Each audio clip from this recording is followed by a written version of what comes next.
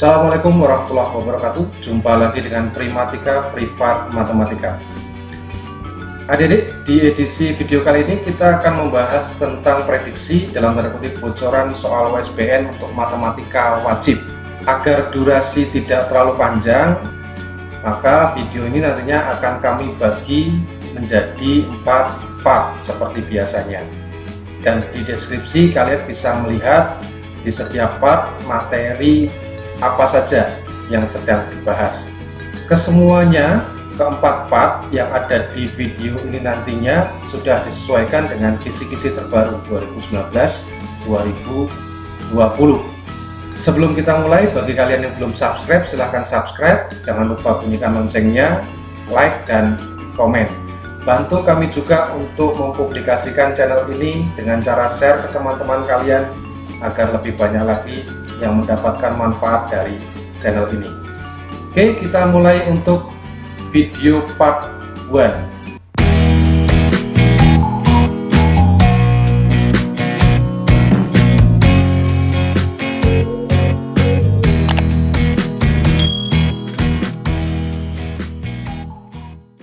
Satu, himpunan penyelesaian dari harga mutlak 2x dikurangi 4 dikurangi harga mutlak X ditambah 6 sama dengan 0 adalah E. Ingat adik, kalau ada harga mutlak seperti ini, konsepnya begini. Jika ada harga mutlak A sama dengan harga mutlak B, misalkan begitu ya, maka cara menyelesaikannya supaya lebih mudah, kalian lakukan seperti ini. A ditambah B dikali dengan A dikurangi B sama dengan 0. Itu ya. Nah, gimana dengan soal seperti ini? Soal seperti ini berarti kan anggap saja 2x min 4 itu adalah A, X plus 6 adalah B. Gitu ya. Itu kan kalau kita pindah sama saja dengan harga mutlak 2x min 4 sama dengan harga mutlak X plus 6. Ya, bentuknya jadi seperti ini. Oke, maka bisa kita buat menjadi A plus B dikali A min B sama dengan 0. Ya, coba kita mulai, kita kalikan. A nya berarti 2x dikurangi 4 ditambah dengan B, X ditambah 6 ini ya, dikalikan dengan A 2x min 4 dikurangi B, B nya berarti X plus 6, X plus 6. Oke, sama dengan 0. Itu ya. Nah, sekarang 2x ditambah x jadinya kan 3x. Min 4 ditambah 6 plus 2. Ya, dikalikan dengan 2x dikurangi x berarti kan jadi x. Ya, min 4 dikurangi 6 jadinya min 10 sama dengan 0. Oke, sudah jadi seperti ini. Maka tinggal masing-masing kita samakan dengan 0. Jika ini kita samakan dengan 0, maka jadinya 3x sama dengan min 2, maka x sama dengan min 2 per 3. Atau yang satunya x min 10 sama dengan 0, maka x sama dengan 10 ya. Oke, maka jawabannya ini ya adik. Artinya apa? X di mana x min 2 per 3 atau X sama dengan 10 ya. Jawaban yang tepat adalah D. Oke, bisa dipahami ya. Kita lanjutkan soal nomor 2. Agar fungsi fx sama dengan akar dari 3x kuadrat min 2x min 8 dibagi x min 2 terdefinisi, maka daerah asal fx adalah E. Ketika kita mencari daerah asal adik-adik, maka kita lihat bentuk fx-nya. Nah, di sini bentuk fx-nya adalah di dalam akar, ya kan?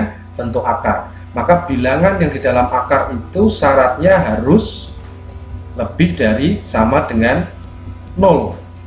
Ya, ini kita gunakan untuk mencari domain atau daerah asal. Jadi setiap bentuk fungsi kalau bentuk akar, maka bilangan yang di dalam akar itu harus lebih dari sama dengan 0. Ya, ini adalah syarat supaya terdefinisi. Sehingga untuk mencari daerah asal sebenarnya sama saja ketika kita menyelesaikan bentuk pertidaksamaan pecahan ini ya, Adik. Ya, Yang pertama kita lakukan adalah kita mencari pembuat nol dari masing-masing pembilang dan penyebutnya. Ini kita cari pembuat nolnya, maka X-nya berapa saja kita faktorkan. Ya, 3X, ini X, kemudian ini adalah faktor dari min 8. Berarti kita masukkan di sini, ini min 2, sini plus 4. Ya, 4 dikali min 2 adalah min 8. 3X dikali X kan 3X kuadrat ya. Sekarang kita cek, di sini adalah 4X, di sini adalah min 6X. Min 6X ditambah 4X adalah min 2X. Cocok ya. Nah, kalau sudah, masing-masing kita samakan dengan 0. 3X ditambah 4 sama dengan 0. Berarti 3X sama dengan min 4. Maka X-nya sama dengan min 4/3. Ya, atau X min 2 sama dengan 0, maka X-nya sama dengan 2. Oke, dari yang pertama kita dapatkan dua nilai X ini. Yang berikutnya, yang kedua, dari penyebutnya. Penyebutnya di situ adalah X min 2. Untuk penyebut dalam pecahan, supaya terdefinisi, maka tidak boleh sama dengan 0. Ingat-ingat ya, kalau penyebut dalam pecahan tidak boleh sama dengan 0, sehingga X tidak sama dengan 2. Oke, nah dari titik-titik ini kita buat garis bilangan nanti. Ya, kita buat garis bilangan min 4/3. Di sini X sama dengan 2, di sini X sama tidak sama dengan 2. Berarti kan sama-sama titiknya 2 ya. 2. Nah, sebetulnya di sini tanda pertidaksamannya lebih dari atau sama dengan. Itu ditandai dengan titiknya bernoktah tebal. Ya, 2 ini sebetulnya juga bernoktah tebal karena X sama dengan 2. Tetapi ingat, di sini dikatakan X tidak boleh 2. Sehingga apa? Untuk titik pada 2 tetap bolong seperti ini. Oke, jadi nanti tandanya tidak ada sama dengannya. Gitu ya. Nah, kemudian tanda plus minus di masing-masing daerah ini bagaimana cara menentukannya? Kita gunakan saja titik uji. Kita ambil sembarang titik di interval ini. Misalkan kita ambil titik 0, berarti kan letaknya tengah-tengah sini ya. 0 ini kita masukkan ke dalam soalnya, ke dalam ini. Ya, untuk mengetahui plus atau min saja. Ini kan kalau 0, 0, 2 min 2 kali 0, 0 tinggal min 8. Ini masukkan ganti 0 tinggal min 2. Min 8 dibagi min 2 plus atau min? Plus ya. Maka daerah yang bertanda atau daerah yang memuat 0 ini adalah daerah bertanda positif. Yang lain bagaimana? Selang-seling. Oke, jadi tandanya seperti ini. Nah, kalau begitu daerah asalnya yang mana Kak? Lihat tanda pertidaksamaannya lebih dari sama dengan 0. Bilangan lebih dari sama dengan 0 kan bilangan positif, maka daerahnya yang bertanda positif. Oke, daerahnya adalah yang di sini. Sehingga apa? X-nya adalah lebih dari sama dengan min 4/3 kurang dari 2. Kenapa tidak ada sama dengannya? Titiknya bolong. Kenapa ada sama dengannya? Titiknya bernotak tebal. Oke, maka jawaban yang tepat adalah B. Oke, nomor 3. Perhatikan gambar fungsi fx sama dengan ax kuadrat plus bx plus c. Nah, ini ada gambar fungsi kuadrat adik-adik. Ya, puncaknya min 1,2. Ini kan titik puncak nih di sini ya. Kemudian dia memotong sumbu Y di 0,1. Oke, nilai A, B, dan C yang sesuai dengan grafik di atas adalah Q. Ingat adik-adik, kalau gambar grafik itu seperti orang sedih seperti ini, ya, itu maka pasti A-nya negatif. Kalau seperti orang senyum, maka A-nya positif. Ya, berhubung ini gambarnya seperti orang sedih, maka A-nya negatif, maka ini tidak mungkin. Oke, yang mungkin adalah C sampai dengan E. Ya, yang kedua yang paling mudah adalah ketika grafiknya memotong sumbu Y positif. Ini kan sumbu Y positif nih, kalau negatif kan yang bawah. Ketika dia memotong sumbu Y positif, maka pasti C-nya positif. Gitu ya. Kalau dia memotong sumbu Y negatif, maka C-nya negatif. Sehingga apa? Ini tidak mungkin. Kemungkinannya tinggal dua ini ada di C atau D. Nah, sekarang B-nya. B-nya positif atau negatif. Nah, kita tahu kalau titik puncak seperti ini, Titik puncak itu kan rumusnya apa? Min B per 2A, D per min 4A. Ini ya. Nah, di sini tertulis min 1,2. Artinya apa? Min B per 2A itu adalah min 1. Ya, padahal kita tahu A-nya negatif kan tadi. A-nya negatif. Kalau A-nya negatif, maka ini menjadi negatif ya. Oke, kalau ini negatif, maka kalau kita kalikan ke sini negatif kali negatif, jadinya positif. Ya kan? Min B sama dengan positif. Min B sama dengan positif, berarti B-nya berapa? Ya negatif, ya kan?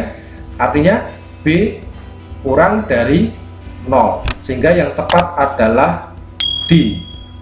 Bisa dipahami ya? Oke, kita lanjutkan soal nomor 4. Perhatikan gambar berikut. Sistem ketidaksamaan untuk daerah yang diarsir pada gambar di atas adalah E.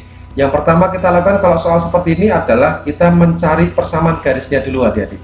Persamaan garis yang ini misalkan ya. Caranya seperti apa? Lihat. Titik yang memotong sumbu Y 4 ini pasangkan dengan X, maka menjadi apa? 4X, ya kan? Titik yang berpotongan dengan sumbu X di sini pasangkan dengan Y. Karena ini plus 6 maka jadi plus 6Y. Ya, sama dengannya 4 dikalikan dengan 6. Ini kalian kalikan, berarti 24. Oke, nah bisa kita sederhanakan menjadi 2X ditambah 3Y sama dengan 12. Ini adalah persamaan garisnya adik-adik. Ya, persamaan garisnya. Nah sekarang yang kedua, yang garis kedua ini.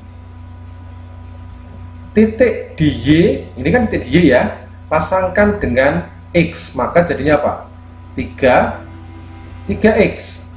Titik di X pasangkan dengan Y, maka jadinya apa? Min 2Y, sama dengan, ini kalian kalikan, min 2 kali 3, berarti min 6. Oke, ini adalah persamaan garis yang kedua. Nah, sekarang tanda pertidaksamaannya bagaimana? Oke, ini adik-adik. Persamaan garis kalau saya tuliskan seperti ini. Ya. Nah, jika B-nya positif, maka bawah itu, kalau yang diarsir yang bawah, maka tandanya kurang dari. Kalau yang diarsir atas, ya, atasnya garis ya, maka lebih dari. Jika B-nya negatif, maka kebalikannya, bawah itu lebih dari, kalau atas kurang dari. Ya, nah sekarang kita cek garis yang pertama 4 dan 6 ini. Ya, B-nya apa? Positif. Oke, B-nya positif. Maka jika daerah arsirnya yang bawah, maka tandanya adalah kurang dari. Ya, kurang dari. 2X ditambah 3Y kurang dari sama dengan 12. Gitu ya. Nah, persamaan garis yang kedua, kita lihat sini. B-nya apa? Negatif. Ya kan? B-nya negatif. Maka kalau daerah penyelesaiannya di bawahnya garis, artinya tandanya apa? Lebih dari. Maka ini tandanya lebih dari. Gitu ya. Jadi penyelesaiannya adalah 2X ditambah 3Y kurang dari sama dengan 12.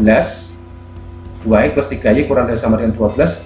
Kemudian 3X, oh ini min semua ya, berarti yang tadinya 3X min 2Y lebih dari sama dengan min 6. Jika kita buat X nya itu min, berarti kan sama saja kita kalikan dengan negatif 1 ya, berarti ini min 3X menjadi plus 2Y, ini menjadi 6, tapi hati-hati ingat tandanya berubah. Karena kalau pertidaksamaan dikali negatif, tandanya menjadi lawannya. Oke, ini diingat-ingat ya. Ingat-ingat. Jadi yang benar adalah mana? C. Oke, bisa dipahami ya.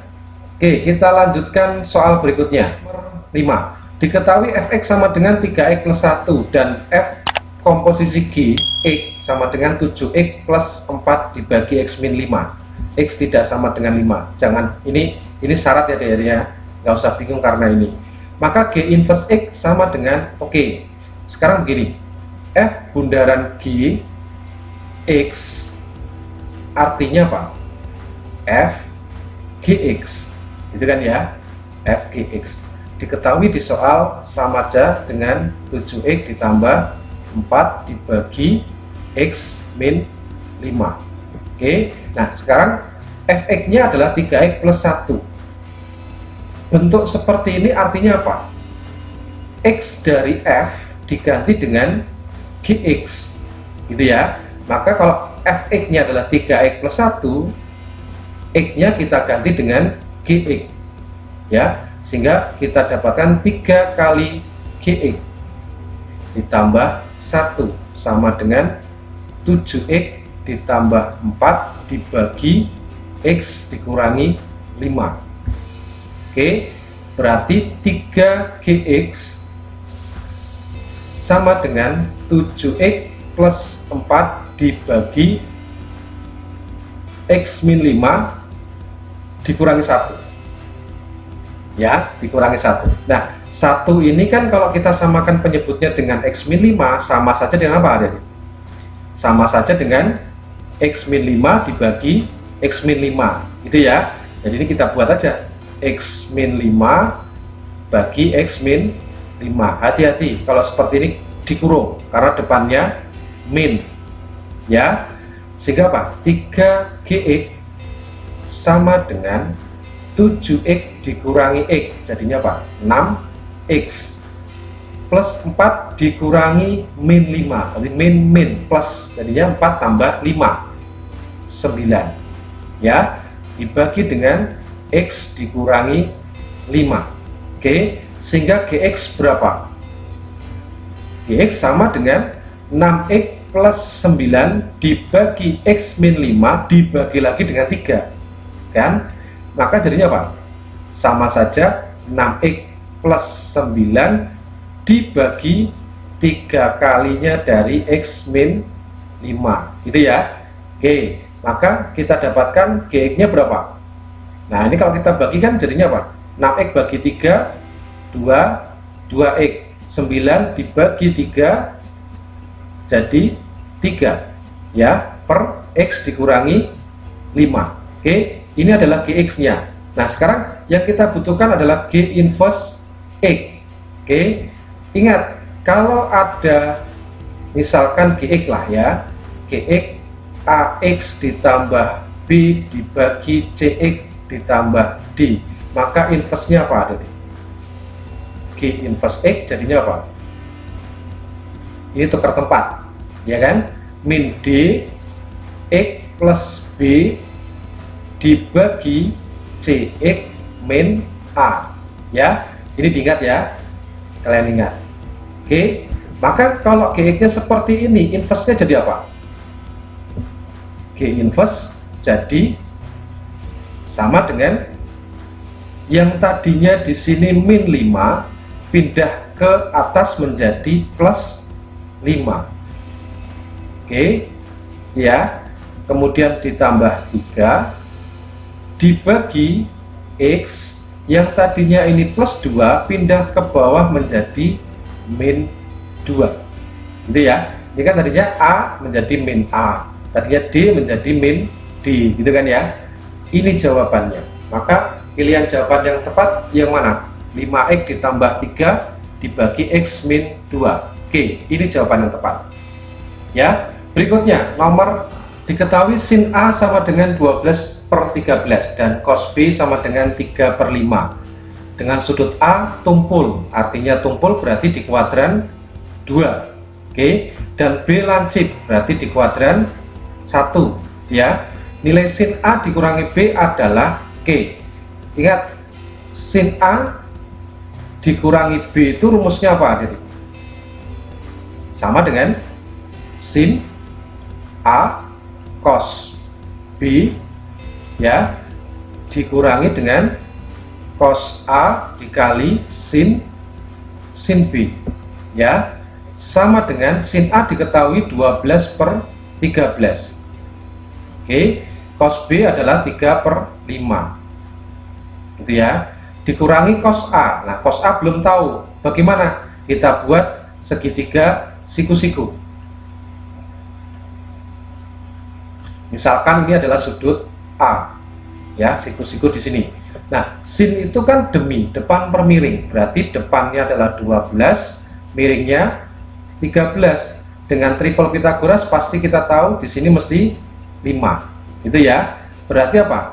Cos A adalah sami samping miring. Sampingnya A itu kan 5, miringnya 13. Oke, 5/13. Tapi ingat, A itu sudut di kuadran 2. Sudut di kuadran 2 yang positif hanya sin. Sedangkan cos dan tangen negatif, maka ini negatif. Itu ya. Jadi kita tuliskan di sini min 5/13. Oke, dikali sin B. Sin B-nya berapa? Belum tahu juga. Kita cari lagi pakai segitiga siku-siku. B. Oke. Cos B diketahui 3/5. Cos itu samping per miring. Samping per miring, maka sisi depannya pasti 4. Ya, triple Pythagoras ya. 3, 4, 5. Sehingga apa? Sin B jadinya apa? Depan per miring 4/45. Ya, positif karena apa? Karena B lancip atau di kuadran 1. Jadi kita tuliskan di sini adalah 4/5. Oke. Jadinya berapa? 12 kali 3 36 dibagi 65, min kali min berarti plus 20. Oke, maka kita dapatkan hasilnya berapa? 56 dibagi 65. Oke, maka jawaban yang benar adalah E. Gitu ya. Berikutnya nomor 7. Perhatikan segi 4 KLMN berikut. Oke, KLMN. Di sini siku-siku berarti 90 derajat ya Dede ya. Jika panjang KL 8 cm, KN-nya 6 cm, sudut LMN berarti ini 120 ya. Serta LM sama dengan MN, LM sama dengan MN, berarti ini sama. Oke. Maka luas segi 4 KLMN adalah, ini adik-adik, ingat jumlah sudut dalam segitiga itu 180, ya kan?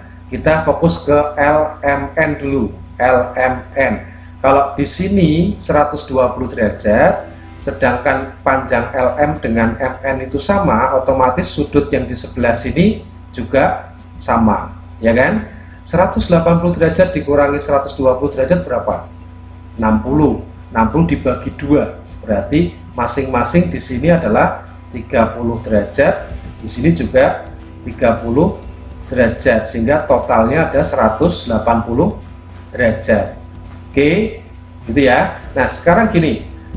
Kalau di sini KL-nya 8, KN-nya 6, maka sisi miringnya berapa tadi? Dengan Pythagoras kita dapatkan LN adalah 10 ya, 10. Oke, 10. Nah, sekarang LM sama dengan MN. Berapa panjangnya? Kita bisa menggunakan aturan sinus. Bunyinya gimana? 10 dibagi sin 120 ya. Ini pasangan ya, hadap-hadapan. 10 dibagi sin 120 sama dengan, kalian bisa pilih yang mana, LM atau MN, kan sama saja. Misalkan LM ya, LM per sin 30 karena ini berhadapan-hadapan. Jadi LM per sin 30 derajat. Oke, sekarang berapa ini? Sin 120 sama saja dengan 180 dikurangi 60, ya kan? Jadi sama saja dengan sin 60 tapi di kuadran 2. Karena kuadran 2 sin juga positif, jadi sama saja dengan sin 60. Sin 60 berapa? Setengah akar 3 ya, sama dengan LM dibagi setengah. Oke, berarti kalau ini kita kalikan silang jadinya gimana? Maka kita dapatkan LM itu sama dengan ini, kita kalikan saja ke sini, ya kan? Jadi 10 dikali setengah dibagi setengah akar 3. Oke, ini kita coret. Itu ya. Jadi tinggal 10 dibagi akar 3. Kalau kita kalikan dengan akar 3 per akar 3 jadinya berapa? 10 per 3 akar 3. Ya, jadi LM ataupun MN adalah 10 per 3 akar 3. Nah, sekarang kita cari luas segi 4 KLMN. Ya, luasnya. Berarti kan sama saja dengan luas segitiga KLN ditambah luas segitiga LMN. Gitu ya. Oke, maka sama saja dengan segitiga KLN, segitiga siku-siku, berarti kan setengah alas kali tinggi, ya kan? 8 kali 6 ditambah LMN, luasnya bagaimana? Setengah, ya, 10 dikali LM, LM-nya berapa? 10 per 3 akar 3. 10 dikali LM, 10 per 3 akar 3 dikali sin sudut apitnya. Sin sudutnya berapa? 30. Jadi gitu ya. Ini kalikan ini kali sin sudutnya. Setengah 10 kali LM kali sin 30. Oke. Nah, seperti ini. Maka kita dapatkan berapa? Ini kita coret 4 berarti 24 ditambah ini kita coret 5, ya kan? 5 kali 10 berarti 50 per 3 akar 3 dikali sin 30 adalah setengah, ya kan? Ini kita coret lagi berarti berapa? 25, ya. Jadi 24 ditambah 25 per 3 akar 3. Oke, kalau kita buat sama-sama per 3 jadinya apa? Ini kita kalikan 3, ya kan? Jadi apa? 72 per 3, gitu kan? Per 3 ditambah 25 per 3 akar 3. Oke, ini jawabannya. Nah, mana pilihan jawaban yang benar? Nah, di sini di pilihan jawabannya sepertiganya ditaruh di luar. Berarti kalau sepertiganya ditaruh di luar berarti jadinya apa? Sepertiga dalam kurung 72 ditambah 25 akar 3, ya. Maka yang tepat adalah D. Berikutnya 8. Diketahui grafik fungsi fx berikut. Nah, ini ada gambar grafik fungsi trigonometri, adik-adik.